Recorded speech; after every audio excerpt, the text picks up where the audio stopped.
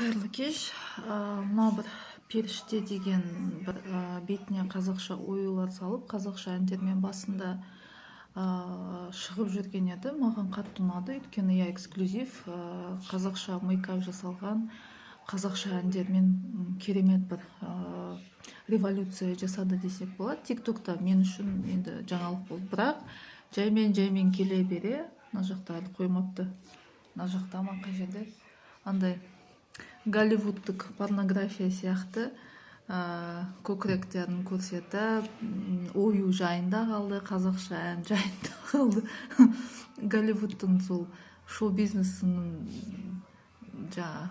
көттерін ысыртып алған, көкіректерін ысыртып алған, еркіндерін өсіртіп алған порнографиялық шоу әртістері болып, сонда бар жетістік сол ма? Еще тағы ЛГБТ-ға жанкүйер екен, енді ол тіпті сөзім жоқ.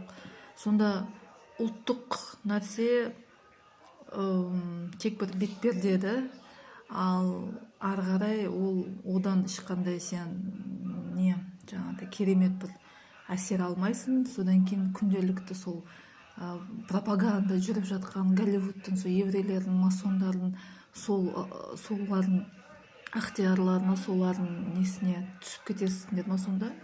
Мен де MTV көріп өстім, мен де Никелодеон көріп өстім, мен де Channel V-мен бүкіл әртістер, бүкіл менде де шкафымда, бөлмемде бүкіл әртістер, бүкіл J.Lo, бүкіл Кристина Агилера, Бритни Спирс, Backstreet Boys, Limp Bizkit, шашымды бөлем, бірақ мен ана тілімді ұмытқан жоқпын. Мен өз кім екенімді ұмытқан жоқпын. Өйткені марқұм анама мың алғыс, аруағы жанын жай тапсын.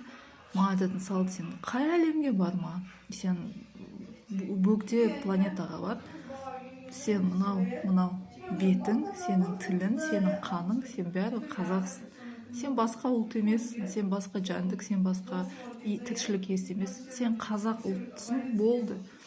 Сен Европаға бар, сен Америкаға бар, сен Африкаға бар, сен Қытайға бар, сен сол супер-пупер Жапонияға бар, сен бәрібір қазақсың. Сондықтан ана тілімізден құнды, туған жерімізден қастерлі, өзіміздің ұлттық нәрсемізден қастерлі ештеме жоқ. Мен сол үшін айтып жатырмын, қазақ мемлекетін құру керек. Мынандайлармен шетелге сәл бірдеме болса шетелге ауып кететіндер. Бұндайларды енді мен білмеймін, қазақ деп санамаймын.